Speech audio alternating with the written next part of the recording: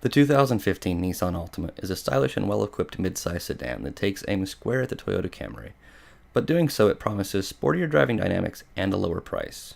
This particular 2.5 SL model comes wearing a sticker price just over $31,000. Despite that, it has just about every piece of equipment that Nissan can throw at it, from leather seats and lane departure warnings to navigation. The only thing this car doesn't have is a V6 engine. Rather, this particular tester comes with Nissan's 2.5-liter four-cylinder that is good for 182 horsepower and 180 pound-feet of torque. It sends all that power to the front wheels through a CVT transmission. When this generation of car first debuted back in 2012, it was easily the top of its class. But let's go for a drive and see just how well the Altima has held up over the years, despite the fact that many of its key competitors have been updated. And welcome to our time behind the wheel. Now I am going to apologize. I know some of you are used to seeing me kind of push these cars a little bit hard on some of these roads. This weather is just torrential, so better safe than sorry. I don't want to stuff a car that I don't own. So anyways, let's get to the meat of it here. So the engine underneath this hood, as we mentioned earlier, is a 2.5-liter four-cylinder. It carries the name QR25. That's the Nissan code for it. It is 182 horsepower, 180 pound-feet of torque. It's not the most powerful engine in the class, but it is stout. It does feel kind of meaty and chunky, and part of that is when you keep it in the little drive sport mode on the transmission, the CVT does a good job of keeping you in the power band. While it may not have a ton of power, this is actually one of the lightest cars in the class, so it's fairly quick to 60. You're looking at the 7.5 second range. Top speed's a little mediocre. It's about 115, 120. So you don't have a lot of top end, but that's a pointless thing for the United States. It's not like you're going to be driving this on the Autobahn. So acceleration's good, power's good. One of the things about this car that Nissan loves to talk about is its fuel economy. So I have a CVT. That's the only transmission that's offered with this car, and the CVT does its best when you leave it in normal drive mode to save as much fuel as humanly possible. The gear ratios in this transmission are massive. Basically, from the lowest gear to the highest gear is a stretch that's a bit farther than what most companies' 7-speed boxes are. So, you know, you get really low RPMs when you're cruising on the highway, so you can save a lot of fuel. The sticker on this says you should get 38 miles per gallon on the highway, and you should do 31 combined, and I can't remember what the city is. 27 in the city. There we go, according to the window sticker. I've been getting 34-ish. That's mostly highway driving, but it's been aggressive highway driving, and when I've had it on back roads, it's been fairly aggressive. I've only had it out a couple of times, but it's been on the really dry days, so I've really pushed it. When you push this car, it's really good and really bad all at the same time. So Nissan is using a hybrid steering system in this car, which is a hydraulic steering system.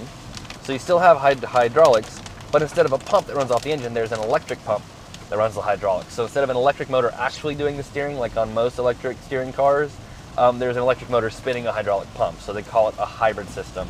I really like it. It feels really good. The weight builds up really naturally when you're going into corners. You get a decent bit of feel through the wheel. It's not as direct as I would like, but it is still pretty quick. It is pretty light. And like I said, when you're really pushing it, the weight builds up in a way that you really expect it to. So I appreciate that. But the suspension, on the other hand, is catered for the class, which is, this is a family mover, general commuter kind of car. So the suspension's a little soft, it's a little wobbly. It's very good at soaking up bumps. Like, there were 2 big bumps right there. You probably couldn't even tell.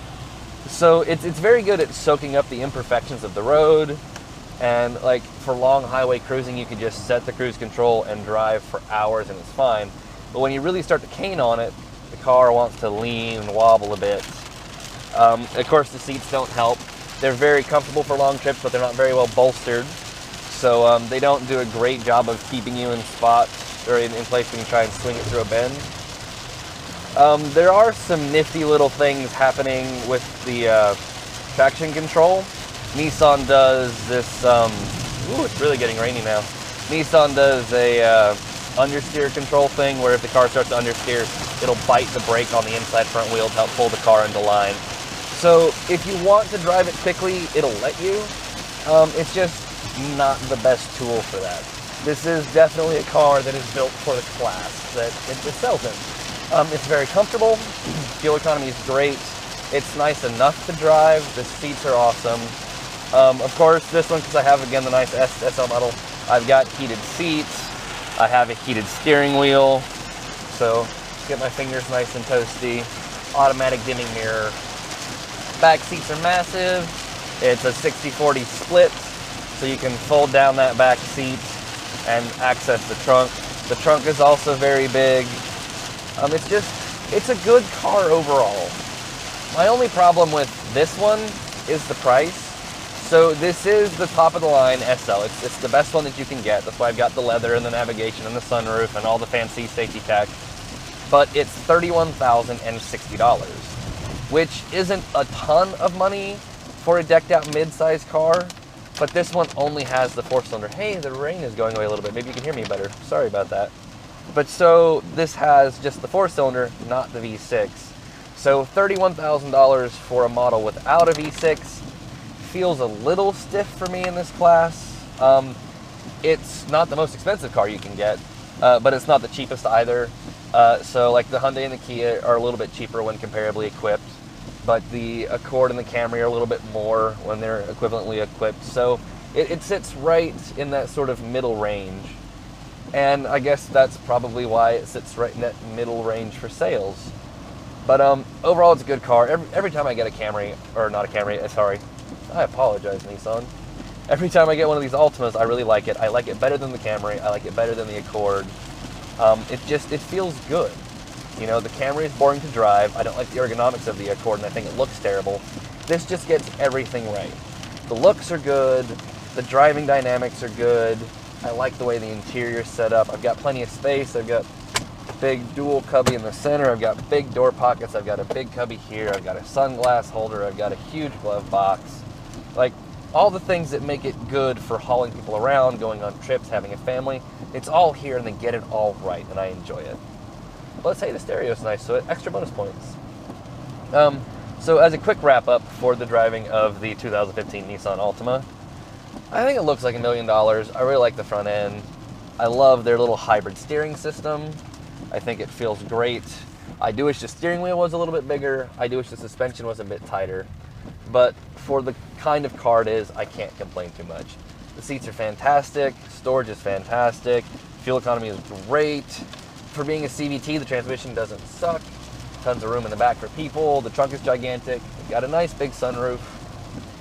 This is 90% of the car for 90% of people in the world. This is really all they need. So, anyways, I'm Christian Moe. Thank you for joining me. This has been a review for AutoTalk.com. If you want to see a more in-depth review on this car, along with a ton of pictures of the inside and the outside, you can go to AutoTalk.com and find that there. Thank you again for joining me. I appreciate it. If you liked this video, please hit a thumbs up. If you didn't like it, please leave a thumbs down. And then feel free to comment why you did or did not enjoy this. We want to make these better for you guys.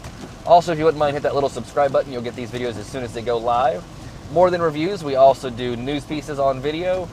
We take manufacturer videos and we post that up. So if you like the car scene and you're interested in seeing lots of cool things, go ahead and hit that subscribe button. We'll get them to you.